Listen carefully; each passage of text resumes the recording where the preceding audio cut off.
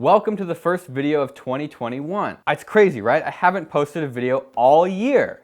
Laugh! Laugh at my joke! People are mad at me for buying a BattleBot. People are mad that I bought a BattleBot. Let me read you a comment. Will this ever end up in the battle box again? Or is it just going to become a dangerous toy for a YouTuber with too much money? He clearly is pushing it way past its limits to the point of danger, and I'm not quite sure if he understands its mechanics or how to fix it. Please prove me wrong though. Have you seen the television show BattleBots, where they take two giant robots and put them in an arena, where they explode each other? How could I possibly do anything worse than that? How do you say arena? Arena. It's been a rough year. It's been a rough year. Watching him wear out Red Devil's parts physically caused me pain, since it's all completely custom made and expensive as hell. Have you seen the show BattleBots, where they take two giant robots and have them explode each other? I don't understand. Fun video, but I'm sad all those good and expensive parts didn't go to amateur bot builders. Am I out of my mind? Like, Jerome, the guy who built the robot and sold it to me, why can't he do what he wants? Why can't he sell the robot to somebody? Is he supposed to piece it out and like tear it apart and give the parts away for free? Why do people have opinions about stuff that doesn't matter? It's not your problem. The internet, the commenters. Here's a doozy. William Osman's videos were better before his house burned down. William's different. There's someone else who's mad at me, and it's the guy who is taking over the team Red Devil. Because it turns out the teams that compete on BattleBots have this really creative thing where they name their robot the same thing as their team name. So when they sell the robot or something else happens, they want to make a new robot, but they give it the same name as the old robot. The guy who's taking over the team is mad because he's going to make a new Red Devil, but I'm saying I have a Red Devil. And what he wants me to say is I have the old Red Devil. I'm not the team Red Devil. I'm William Osman. I'm not going to compete or anything. This robot is I don't know. I got it. I don't know what I'm doing, but I'm not going to compete. I'm not Red Devil. I hope that clarifies everything.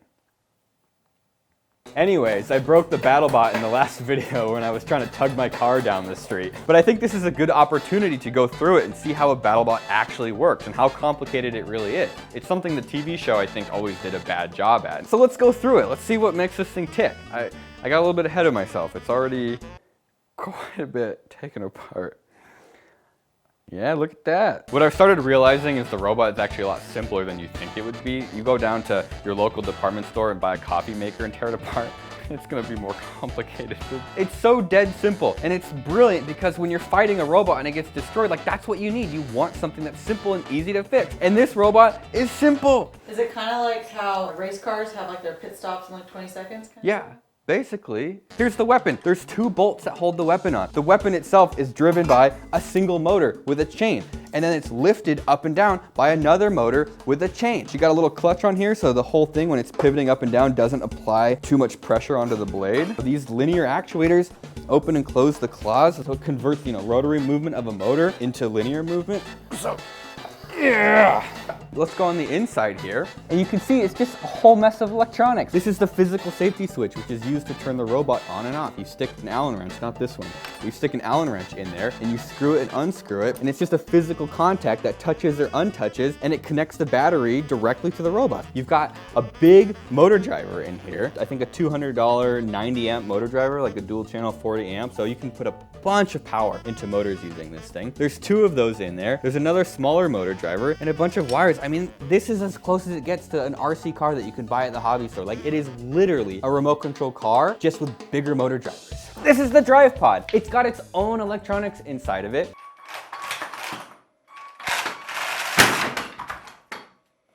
Oops, nothing. It's just a motor and a gearbox attached directly to this track. You look on the outside and it seems incredibly complicated, but the more you take it apart, it's almost simple to the point that it's not interesting, which is kind of hilarious and kind of sad. What was happening is the main body wasn't pivoting up and down for some reason. You could hear the motor spinning and kind of whirring, but it wouldn't lift itself. This is where the tank treads attach to it.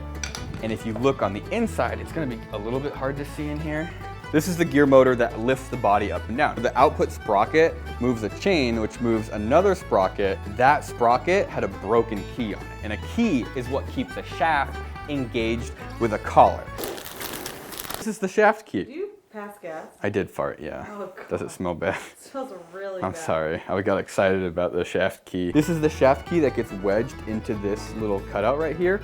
And when the shaft turned and there was too much shear force on it, it ripped the key in half. So what do? Buy another key. $2 each, or no, even less, maybe $1 each for these keys. And I got the right size. It's a little bit bigger than the janky key he sent the robot to me with. So hopefully this is enough cross-sectional area to stop it from shearing. I'm just gonna install this and put the sprocket back on, and the robot's gonna be perfectly functional again.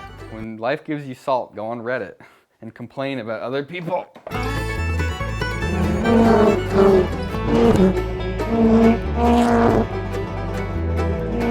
The moment of truth, will it lift? Yes. Yes, it does lift. Whoever doubted that I could fix it? Oh, I remember. Swaldo1 with a Reddit comment that has -4 points. That's who doubted me. So will this ever end up in the battle box again? No. Is this just going to become a dangerous toy for a YouTuber with too much money? No. I spent all the money on the robot. And I'm not quite sure if he understands its mechanics or how to fix it. I fix it. Swaldo, this is what you get for being a whiny little bitch.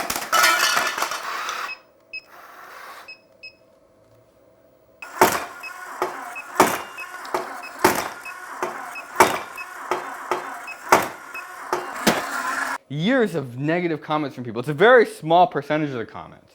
Very small. But I'll tell you what. You know what? You know what? Therapy. Therapy, that's what I need.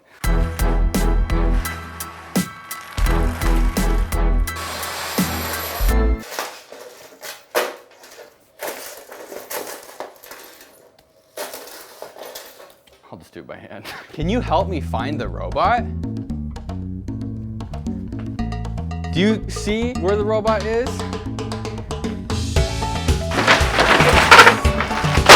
Can you not just... There's the robot.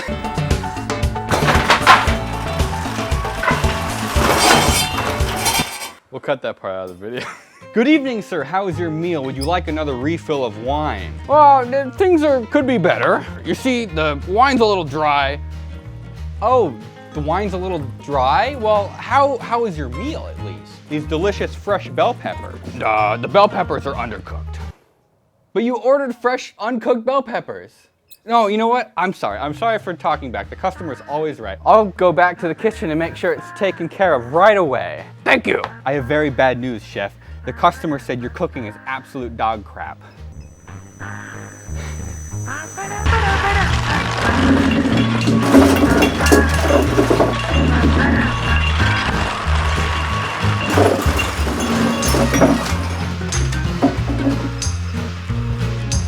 How's your bell peppers now? Cat Warehouse, catwarehouse.com. Buy shirts from catwarehouse.com. The t-shirts are made by cats. We've enslaved the cats. There's an entire warehouse just full of them. That paperwork says adopted, but I say enslaved. We had to modify the sewing machine so the cats could use them to make the t-shirts. Buy t-shirts from Cat Warehouse. You should see their little paws move while they're sewing the shirts together. There's only 40 t-shirts left of the We Got Evicted, so if you want one, you have to buy it now. I'm never gonna print them again. Cat Warehouse.